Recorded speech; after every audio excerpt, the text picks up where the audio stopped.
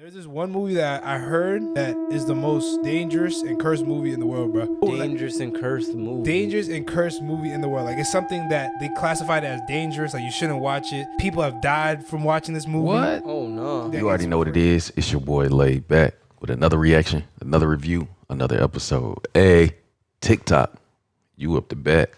Bah!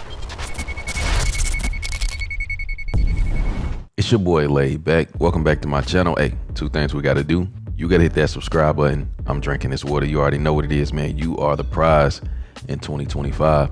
You are the prize in 2025. Make sure you hit the like button. Make sure you hit the notification bell. Stay up to date with all the videos. We back with another TikTok reaction. We doing a different speed, man. We've been doing a lot of coverage on Diddy and stuff like that, but we switching it up a little bit. We getting back to the conspiracy theories. This one is going to be for the movie lovers, you know what I'm saying? So truth in plain sight type stuff. But you make it to the end of this one, you a real one for real. Make sure you put that in the comments. Make sure you hit the like button. Don't forget to do that. Also, I got a TikTok playlist too. If you into this stuff, you can binge watch. I got a whole bunch of stuff in the vault, man. But let's go ahead and get into it. Fire Squad, what's poppin'? Let's get it. Let's talk about this movie a bit. If you are one of the 1% of people who are actually awake here, then you will see with your eye that this movie is a way to program you. Basically, the plot of this is the end of the world. It goes through 3 phases. 1 is disrupting communication and everyone not knowing what's going on. 2 is disorder and confusion, people not knowing what is happening. And then 3 is civil war. Throughout the plot of this, technology is going down and basically everyone is going into chaos. Planes are flying out of the sky, boats are riding up on land. You got deer acting weird AF because that's what animals do. They can sense supernatural things and things that we cannot see. But if you know anything about Hollywood and the media and one of our very kind ex-presidents who did so much for this country, you'll know that this is all predictive programming. Hence the word programming following the word TV that tells you a vision. There's a book by Ray Dalio, it's called The Changing World Order. It talks about the rise and fall of nations. In the US, it's currently around here. Large debts, printing money, internal conflict. You see all the social things going on. What follows is loss of reserve currency, weak leadership, civil war. Meanwhile, you got these morally superior gentlemen uniting in one single currency, basically to get rid of the US dollar. It's called BRICS. And so if you see what's going on here, by doing this and opening this, you can feel that something weird is happening. And basically what this movie is a way to make you accept a new reality. Because what we perceive with our eyes, and our eye is truth, becomes our reality. We realize it. It comes into realization. So why am I spreading this message if we don't need to bring it into our reality? One thing you need to realize is you literally have nothing to fear other than fear itself, which is an illusion. And so by you watching this, by you becoming aware of it, you are doing one of the most important, if not the most important thing you can do while you're alive, which is elevate your consciousness. And when you are aware of a negative, you can consciously choose the positive, because what you're unaware of will constantly affect you. You are the cause, not the effect. And so if you watch this movie, and if you're someone who hasn't, I know right now your curiosity is sparked and you want to, go into it. I challenge you to watch it from a place of awareness and not letting the emotion affect you. You can watch it, but you don't have to accept it. Your brain is constantly recording this stuff. So while you watch the movie, imagine every single scene as the opposite. Do not accept fear into your life. Love through fear. Fear has a nature of its own. I've literally died and witnessed absolute fear and terror in front of me and consuming me. And the only way to beat it is to turn into absolute love and go through it. Never avoid it. Acknowledge that it's there. And as soon as you can accept it, you can move through it and it disappears. You fight back by remaining firm in your truth, in the truth. You do not give in to an opposing force of negativity and fear that wants to lower your vibration and your frequency. You have a choice to either live down here in fear or up here in love, joy, peace, and enlightenment. But remember, it's a choice. And you don't have to be religious, but look at Christ, for example. Jesus was the embodiment of dying to the fear and still conquering it. That's what the whole message is. You overcome fear by loving through it with courage. You put yourself on the cross, you disintegrate who you were, and then you step into the new version of yourself that can live fearlessly while still feeling that fear. Remind yourself that fear is the ultimate compass to where you need to go, and it's all within. Every time you experience fear, it is calling you to go in that direction, embodying love, accepting its nature, and conquering it in the name of truth. In the end, God will win. It's already been won. Make sure you do your own research. Gotta say that. Interstellar. A lot of good physics in Interstellar. No doubt about it. This one probably had more authentic physics going on than any other movie. A co-executive producer was a colleague of mine, Kip Thorne, a world-renowned cosmologist, was active in the story of what was told. And if you remember that film, the robot that would sort of spin, it was named Kip. Here's my issue with Interstellar. I have an issue. There's a blight on the crops. They can't figure out how to prevent the crops from dying. Really? No biologist in the world can figure out how to stop the disease on the crops. Yet, we're gonna somehow find a wormhole through the universe and ship 1 billion people to an exoplanet? Somehow that's easier? What the hell's wrong with the biologist in that future? Get back to work. Whatever you do, however much money it takes, I promise you it'll be easier and cheaper than building spaceships, finding a wormhole, traveling through the wormhole, terraforming a planet that we have to then discover and ship 1 billion people there. I love me some Interstellar, but that was a big issue for me. I'm gonna put that down at a B. Let's make that a B.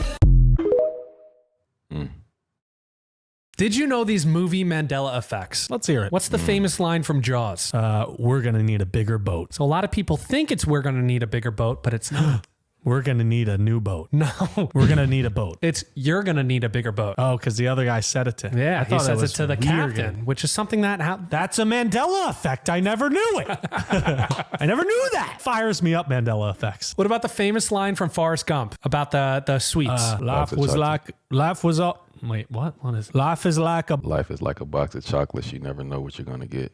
Box of chocolates. You never know what you're gonna get. Is that your Forrest Gump impression? Yeah. It's not bad. I know. It was decent. It's not life is like a box of chocolates. It's life was like a box of chocolates. I think I knew that. You initially said that and then you corrected yourself. What about the famous line from Snow White about the thing that you look into and it gives you a reflection?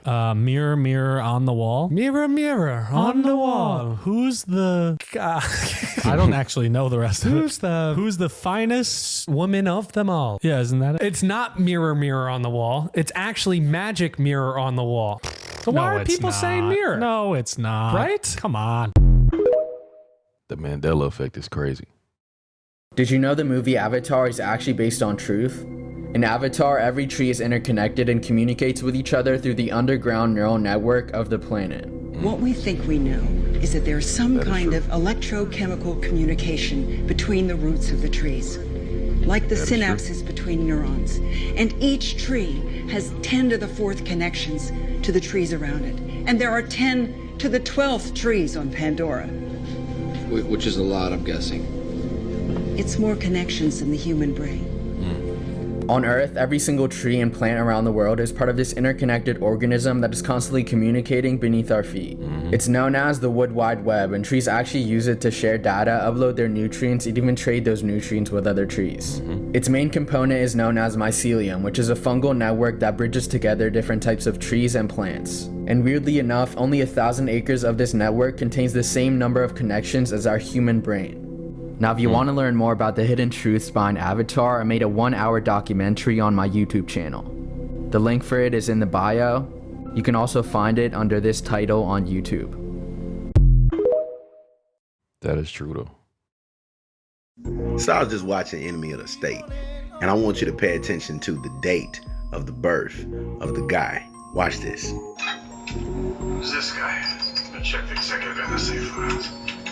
Let's run photo ID.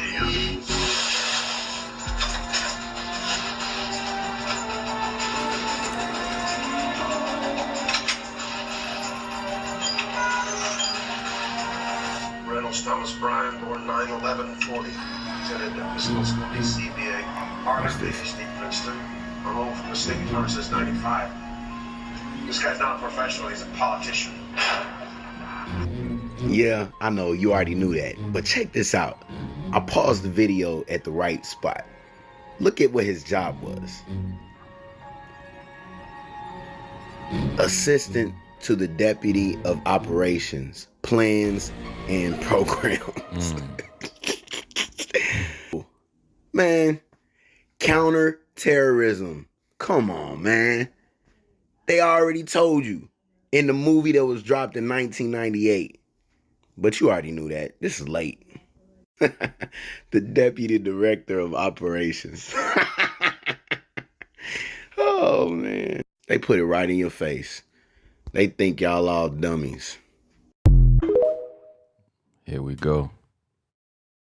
One of the scariest movies, and not because of like what they showed on screen, even though it is pretty scary watching it, the Blair Witch Project. So the whole thing was improvised. There was no script. There was a casting call with 2,000 people. 3 random people got picked, and for the rest of the film they used their actual names. For real? Yeah, so the reason why the directors wanted it to be as authentic as possible. It wasn't them acting. The actors were just gonna be put in the woods for 8 days and be by themselves. It was so real to the point that Heather, which was one of the characters, so it was Heather, Mike, and Josh, they thought that they were gonna end up being in a snuff movie. They didn't know any of the scenes that were gonna happen. They were just told a couple instructions, giving a cure package every single day. Another thing that added to it was that they were slowly giving less things. Were they being monitored? Yes, people were watching them, bro, but okay, I was just making but they sure. weren't in the scene where the actors hear children laughing in the woods. They didn't know that that was gonna happen, so they were actually scared. And they also didn't know that the Blair Witch was just a made-up thing. They went to a town, Okay. and they had told them that it was a real town, but it was actors and stuff. And then the production team shook their tent, and they run out of the tent barefoot. They were literally terrified. And what they were supposed to do is that whenever one of the characters said, "What the fuck is that?" they were supposed to turn to a person dressed in white, like cloak. It was gonna be the Blair Witch, but they were too scared that they didn't end up doing what they were supposed to do. And you basically never see the Blair Witch in the movie. Not gonna lie, that's low-key like a good method to a movie, bro. It's crazy. It's crazy as hell. I can't tell you all the movies that are being used for predictive programming, but I can tell you what's made it to my wall. And I don't have a whole lot of time, but I've had a lot of coffee, so 3, 2, 1, go. The Manchurian Candidate was released in 1962. MK Ultra started in 1953. The JFK assassination was 1963. If you haven't seen it, The Manchurian Candidate's about a guy that's been brainwashed into assassinating a politician. Interesting. And all of these movies are depiction of time travel. I don't know where they fit on the wall yet, but Primer is probably the most accurate depiction of time. But it's not, it's pretty boring. I've tried a bunch of times, I can't get through it. But Donnie Darko and the OA are more metaphysical, mental type of time travel where they're more likely hopping between parallel universes.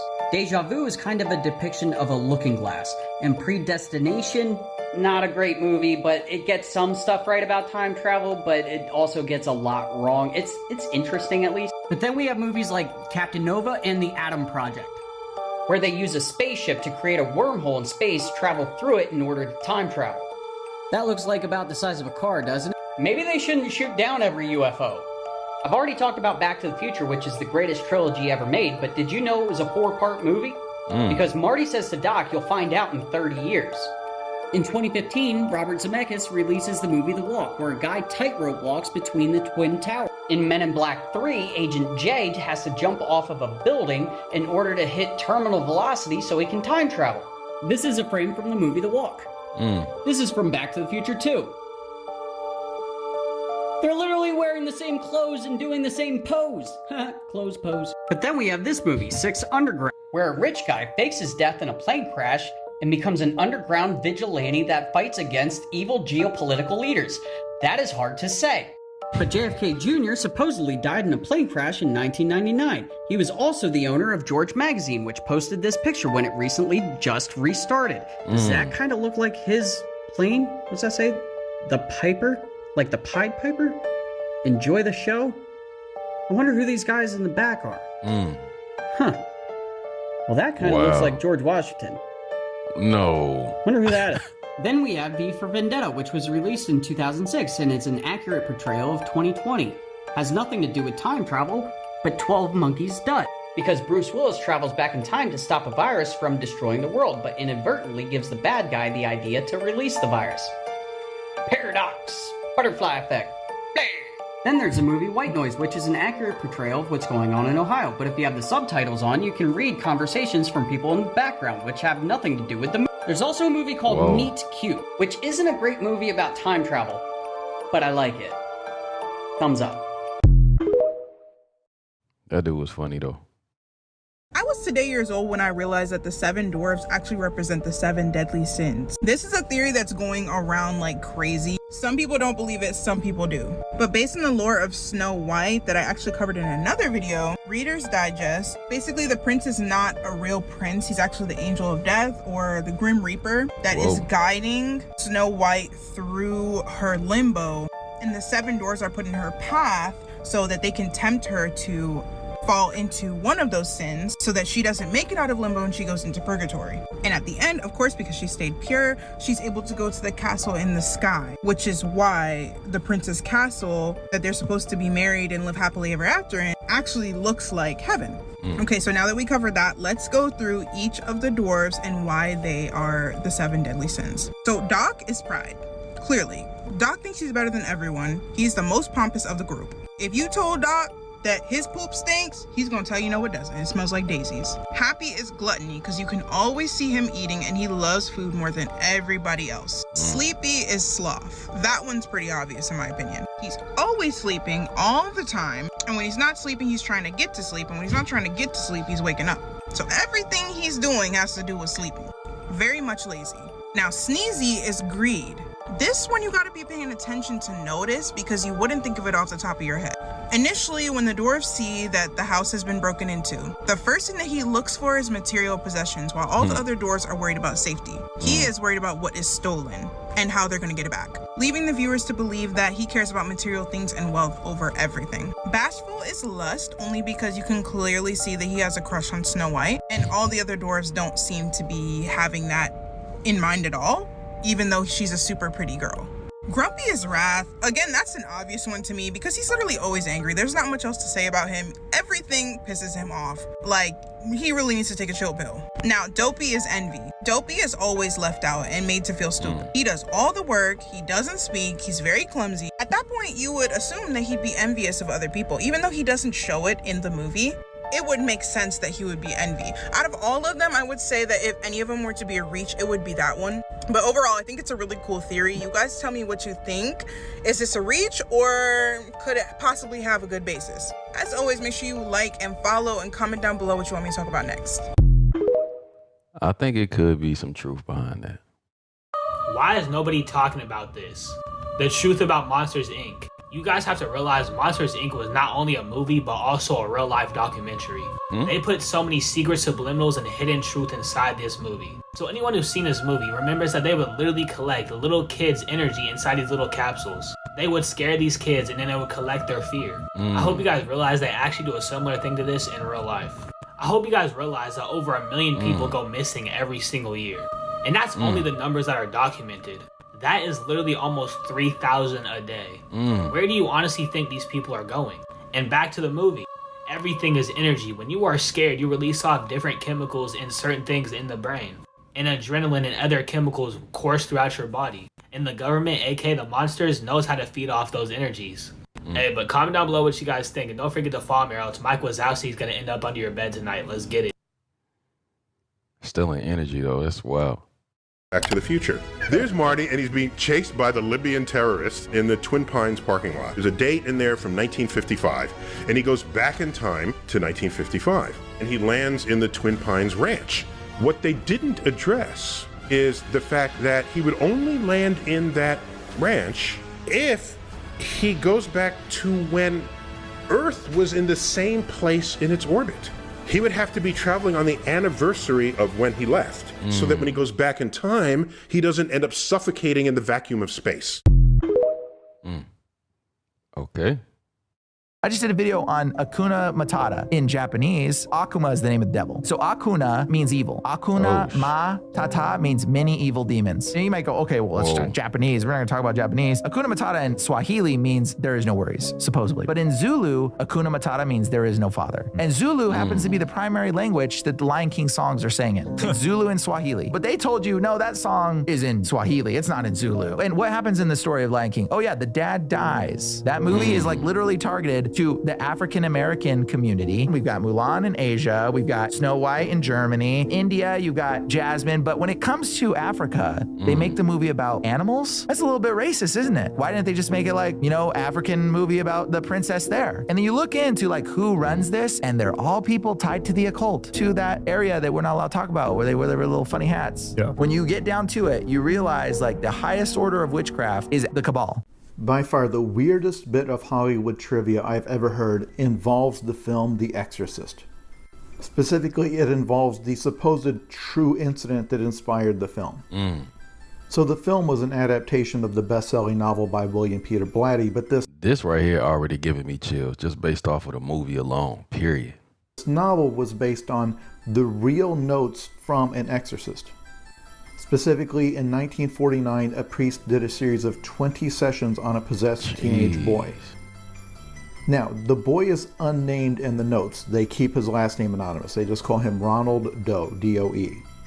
40 years after the film came out, his identity was finally revealed. His name was Ronald Edwin Hunkler, and he grew up to be a NASA engineer who worked on the Apollo moon landing. What? This didn't come out until after he passed because he didn't want to be known as the Exorcist child. Wow. But here's the best part. In the priest's notes from those 1949 sessions, he claims that the possessed boy made furniture fly around the room, that words would spontaneously appear on his skin, etched in blood. But Ronald said he just made the whole thing up.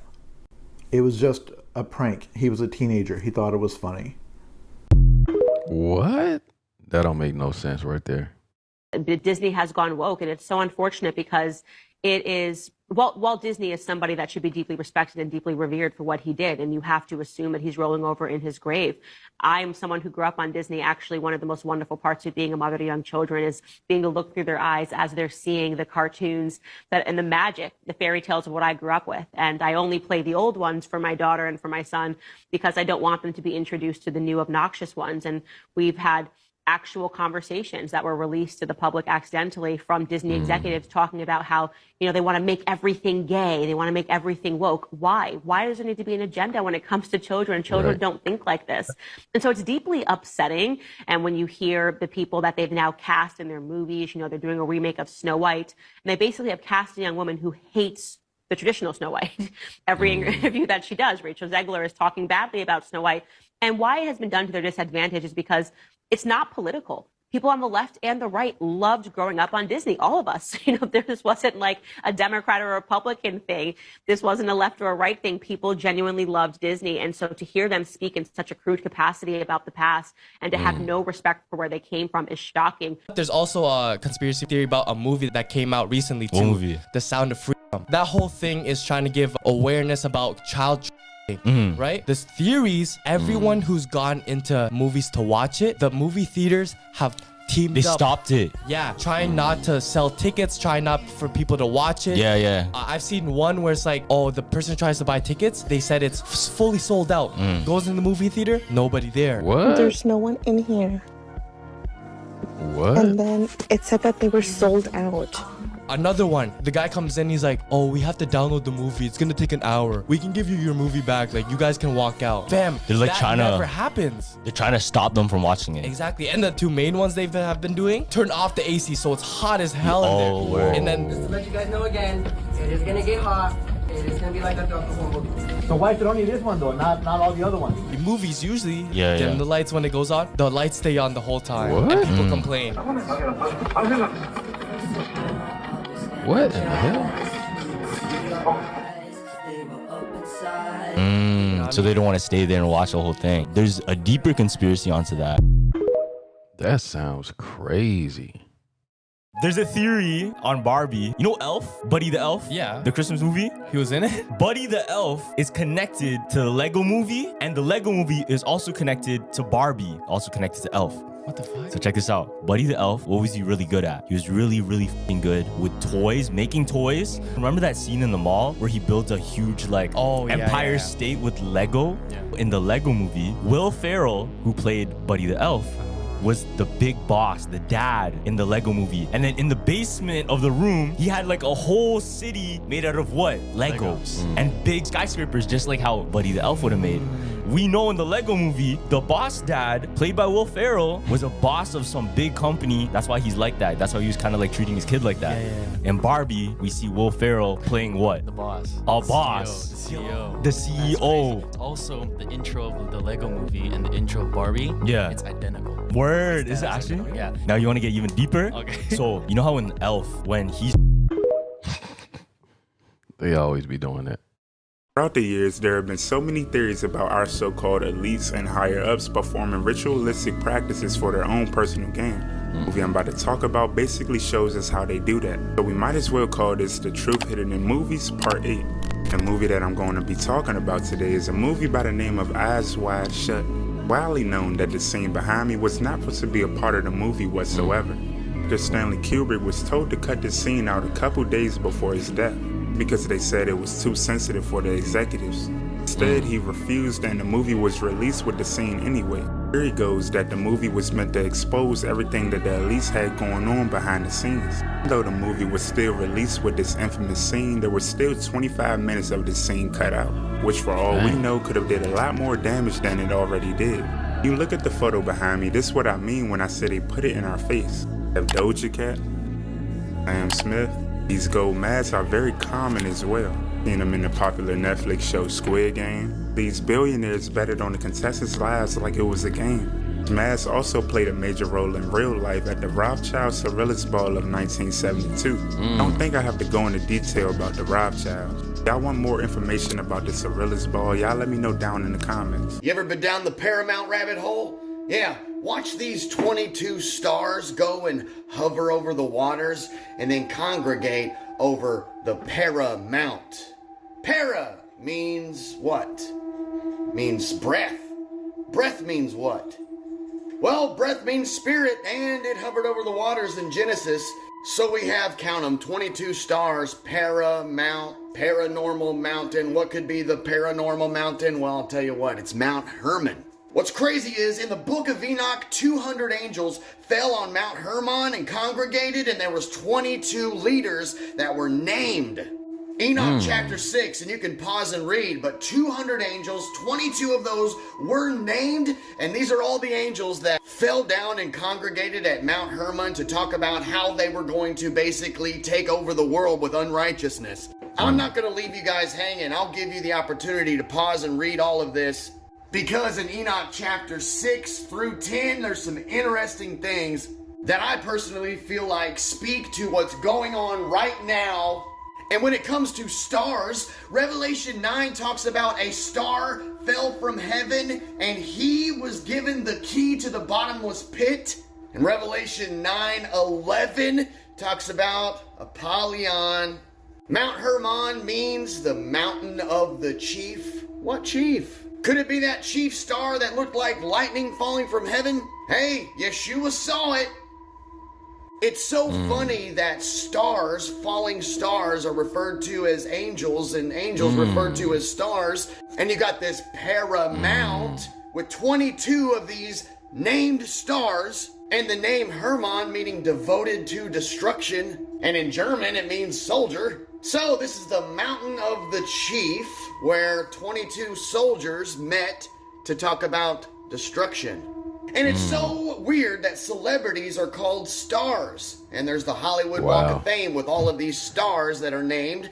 I'm wondering if these fallen angels have inhabited bodies and taken over to bring more destruction to the earth. Because it seems that Hollywood and the music industry, they all promote unrighteousness and ungodliness, and it's like they're trying to spread it across the world. And if this Paramount is paying homage to this situation that happened in the book of Enoch, well, then that would have to mean that they know exactly what they are doing, and they're doing it on purpose. This is just the tip of the iceberg, because every 22 of these leader angels that are named, their names have meanings. They lead the 200 fallen angels that bring unrighteousness to the world. All the evil, the freaking magic, and all this crazy stuff that's going on. Superb owl, rituals, and all this creepy Masonic ritual. Oh, did you know that Mount Hermon is actually on the 33-degree north longitude? 33. Oh, and 1/3 of the angels fell with Lucifer, and 1/3 out of 100% just so happens to be 33.33%. This is just to get you started. Start going down this rabbit hole. Find out for yourself. Look, they know what they're doing. They're paying homage to these fallen angels because, hey, they might just be the fallen angels. So next time you see a falling star, don't wish upon it. Yo, that was some good shit. I don't know if it's true. What if I told you that this movie not only exposed the truth about things going on in our world, but there was also a scene in the movie where they predicted events that could possibly take place in 2025. The fact that this movie came out in 1988 and we're in the year 2025 right now makes it even more scary. So y'all pay attention and let me know what y'all think about it down below in the comments. Projections show that by the year 2025, not only America, but the entire planet will be under the protection and the dominion of this power alliance. The gains have been substantial, both for ourselves and for you, the human power elite. You have given us entree to the resources we need in our ongoing quest for multidimensional expansion. And in return, the per capita income of each of you here tonight has grown, and this year alone, by an average 39%. Director John Carpenter also explained his reasoning behind making the film and the message that he was trying to get across. Matter of fact, right now, it's even more true than it was then. We are manipulated by a lot of media around us. We are consumed by consumerism. And as you can see in the recent events in this country, they are still among us. They do live, indeed. This stuff is crazy. This is our reality. Watch this. It was that ant that stood up to me. Yeah, but we can forget about him. Yeah, it was just one ant. Yeah, you're right. It's just one ant. Yeah, boss, they're puny. Puny? Say, let's pretend this brain is a puny little ant. Did that hurt? Nope. Well, how about this one? Are you kidding? How about this?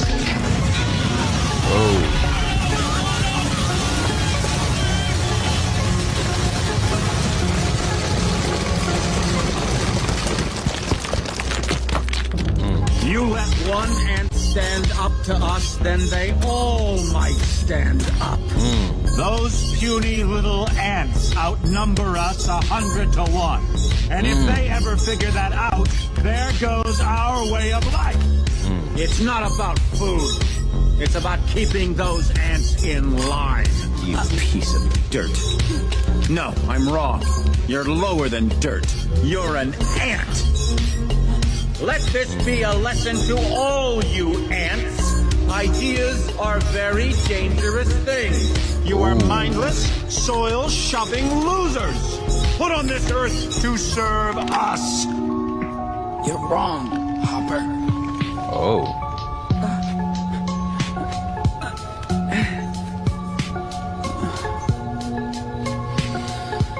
Ants are not meant to serve grasshoppers. I've seen these ants do great things. And year after year, they somehow manage to pick food for themselves and you.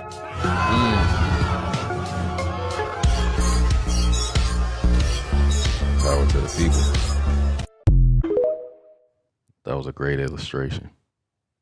Did you know while filming the movie Back to the Future Part 2, a stunt woman actually got extremely hurt and almost died? They actually kept it in the movie too, and if you pay attention, there is a blonde lady who hits the pillar right there and then flies through the glass. But once she hit the pillar, it actually suspended her 30 feet below, and she was no longer on her harness and went face first into the ground. What? Her name was Cheryl Wheeler Duncan, and she was the stunt woman for one of Biff's gang members. The paramedics had to rush to her, and she had to actually have reconstructive surgery because she broke so many bones in her face and broke her wrist. Although it did take some time, she did make a recovery after this surgery and continued doing stunt work. But unfortunately, her story got darker in 2020 as she was killed by her ex-husband after trying to ambush him.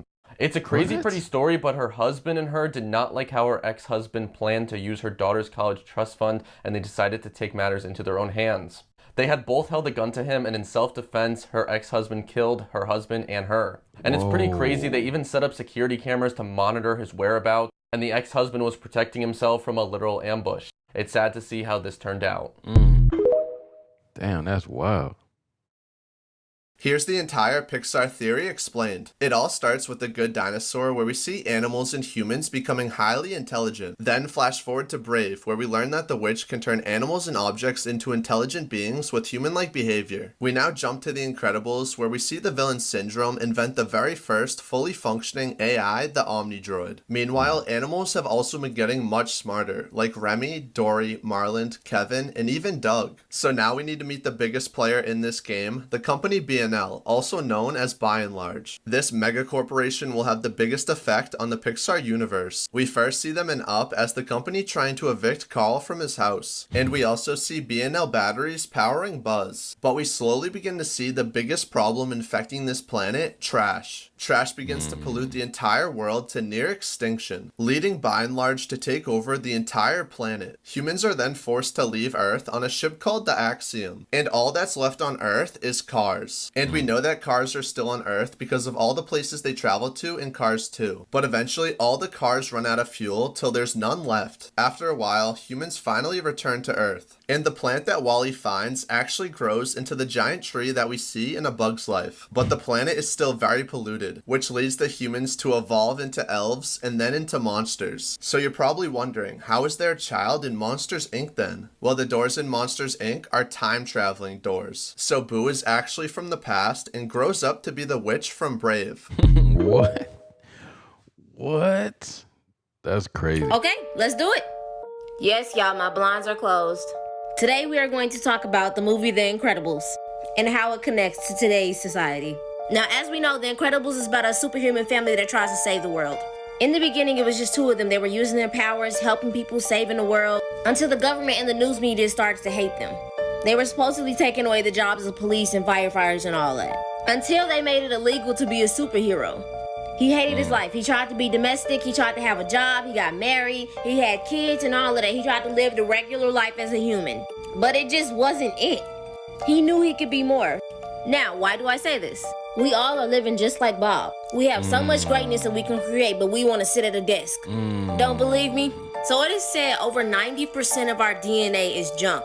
Because it's not activated, we don't use it. It's just sitting in our bodies just doing nothing, huh? What if the food that we eat and the air that we breathe is constantly blocking us from those powers? So we can't be like the Incredible. Y'all have to understand that there are things put in place to keep you at the specific level in your life that you are right now. You are so much more than trying to memorize the front register. Do more and be more. It shouldn't just be school, work, family, die. They need things to keep running the way it is. They want us to be just like Bob when he was working and he was over it and he had them powers and he didn't get to use them. Because it messes up what they want and they have. It works out for them if we're just docile and we don't pay attention to things. Everything will be okay if you just do everything their way. Don't do anything extraordinary, just be normal and don't do nothing but work. And then groom your kids, take them to school and make them work just like you. Don't be like this. Don't use your powers. Be in the system. But y'all be safe. I like that. I like that. There's this one movie that I heard that is the most dangerous and cursed movie in the world, bro. Dangerous and cursed movie. Dangerous and cursed movie in the world. Like, it's something that they classified as dangerous. Like, you shouldn't watch it. People have died from watching this movie. What? Oh, no. Yeah, it's crazy. Like, the movie, it's called Antrum. So this movie, it was created in 1979, and it was basically about a sister and a brother that accidentally dug a hole to, like, hell. And there's a disclaimer before you watch the movie saying, like, be careful watching this shit like that, because people have, like, supposedly died after watching it. What? Oh, no. Bro, in the 80s, they had the movie in a movie theater in Hungary. As they was playing the movie theater caught on fire, and the collapsed. 56 people. Movie theater's crazy. Bro, and then another time was in like the 90s, I think, in San Francisco. It was the first time they played in America. They was playing it in a theater, and the people was getting anxious because they was getting scared and shit. And they went to the door, and the door was locked. And they started having riots because they was like panicking and shit. And 5 to 6 people died because they got trampled. I think they banned it in a lot of countries because of how bad it is, how much bad luck it is. Low-key want to watch it. This is sick. This is sick. I can't watch that shit, bro. I'm definitely not watching that. I'm good. What are some examples of the Mandela effect, but in movies? Probably the most famous example is the legend of the movie Shazam, a movie where Sinbad plays a genie. People have collectively said they have memories of watching this movie. The problem is, it does not exist. The closest thing you'll get is Kazam, where Shaq plays a genie. Probably my favorite example of the Mandela effect in a movie is when people collectively forgot the Scarecrow is wielding a gun in The Wizard of Oz. It's not like an Emerald City fantasy gun. He straight up just has a revolver. And these scenes still exist. They never took it out. You could watch The Wizard of Oz today and it's still there. A recent one that's been growing in popularity is from the SpongeBob movie, where it has this scene where SpongeBob is playing the guitar. So what exactly is the problem? This is the guitar he actually plays, but if you ask anybody to try to describe this moment from memory, it will likely describe this. Or how about in the movie Risky Business? Every Halloween, someone dresses up as Tom Cruise from this specific scene, and they always add a pair of sunglasses, but he does not wear them in this scene. In Star Wars, C-3PO has a silver leg. I know a lot of us remember him as all gold. That is not the case. A lot of the examples of the Mandela effect in movies are simply people remembering the quotes wrong. Again, in Star Wars, everyone likes to say, Luke, I am your father, but in reality, it's no, I am your father. Actually, a famous example of this comes from The Silence of the Lambs, where many people seem to remember a line in which Hannibal Lecter says in a very creepy tone, hello, Clarice. The problem? That line does not exist in the movie at all. In Snow White, the evil queen never says mirror, mirror on the wall. She says magic mirror on the wall, which is something I learned just today. This stuff is crazy, this Mandela stuff. In Interstellar, Cooper never went back in time. He never changed the past. In fact, all the events in the movie happened in one big giant causal loop. Here, this is gonna make sense. First, Cooper and Murph find the gravity anomalies in the dust. This gives them the coordinates to NASA. And then they both go to NASA and they find out about the mission to save the Earth. Then Cooper leaves Earth. He goes through the wormhole and falls into the black hole, which sends him into the Tesseract. Then Cooper's in the Tesseract, moving the bookshelf to give them the coordinates to NASA. Then they go to NASA and they discover the mission to save the Earth, and it happens all over again forever. The entire movie was one whole giant loop where whatever can happen always happens. When Cooper was in the Tesseract, he was seeing time from a different dimensional perspective. He could see all time happen, and he was able to gravitationally influence the past, but he wasn't actually in the past. When Cooper was in the Tesseract, he was actually in another loop of time called a closed time-like curve, where he was connected dimensionally to Murphy's bedroom through the Tesseract. The Tesseract was the link between two different dimensions. But imagine a straight line going this way. Cooper in the Tesseract just went through this loop here, but then continued on as he went out the Tesseract. He continued on the main story. So all the events combined made a giant causal loop of events. And Cooper discovering the quantum data, giving it back to Murphy, was the completion of the loop, because love and gravity transcended time and space. And that's why love ultimately was the answer of the story. That Cooper had the empathy and love to save humanity, and the fifth dimensional beings needed Cooper to do that. Cooper was the only one who could go in the Tesseract and access the different points in time. The higher dimensional beings couldn't do that. You needed to be three-dimensional to be in the Tesseract, to see the different points in time and access them through love, which transcends space and time. And that's why Cooper and Murphy's love for each other was the key that completed the loop in all time. Look, I'm shadow banned right now. Nobody's gonna see this, but I gotta talk about this movie Smile, bruh. If you don't know, then you probably just gonna think this a regular horror movie, but they was really trying to tell you something in this jump. So if you don't know what the movie is yet, it's about an entity that enters people's minds and lives and thrives off their trauma for a couple of days and then kills them when the week is over. What? And the demon will project itself into your real life, but nobody else will see it. But you'll see it as somebody you know or somebody you know that died years ago, something traumatic, you know what I'm saying? And whenever this entity is projecting itself into their reality, all they feel is an energy that something bad is about to happen. So spoiler alert coming now. If you want to watch the movie, turn this TikTok off because I'm about to decode this jump. So like I said, the entity lives in your mind and it just wants to kill you, right? But if you die while the entity is in your mind, then he will die too. So that's why somebody has to witness it so the energy can be passed on. Energy doesn't die, it can only be transferred. So the entity will kill the host while somebody is watching, and if you're watching somebody die, that instantly sets you in a low vibration. You're in a fear state. Now that entity can enter you. Where is he gonna enter at? What is the window to your soul? That's why when the first girl I just showed you died, it zoomed in on the witness's eye. That's why when the main character died, it zoomed in on the witness's eye, because where was the entity going? It was entering their vessel, their mind, through their eyes. And they showed a lot of upside down angles in the movie. Personally, I thought it was because when these entities are just flying around looking for a new host, might be their perspective. They even mentioned this in the movie. It thrives off your trauma. It thrives off of your lower vibrations. So when you're feeling guilt, shame, fear, when you're feeling chaotic, so when it was time for the host to kill, to sacrifice for the entity, then it had to be gruesome, all right? It had to be nasty. It had to be really a vicious death so the entity would really appreciate it. Very low vibrational, very chaotic. And what this movie is representing is it's just representing low vibrational entities in general, all right? They're going to make it a little dramatic, but it's just representing low vibrational entities, and it'll come in all forms of ways. So lust, anger, jealousy, shame, guilt. This one was guilt and shame. Because at the end of the movie, it was time for the main character to die. But she was already tracking how this was going to go down. She didn't have to kill herself. She didn't have to sacrifice herself. She had to sacrifice somebody. But regardless, if nobody's there to witness a death, then the entity will die in her mind. That's what she was planning on doing. So she went back to her childhood home where she left her mom to die.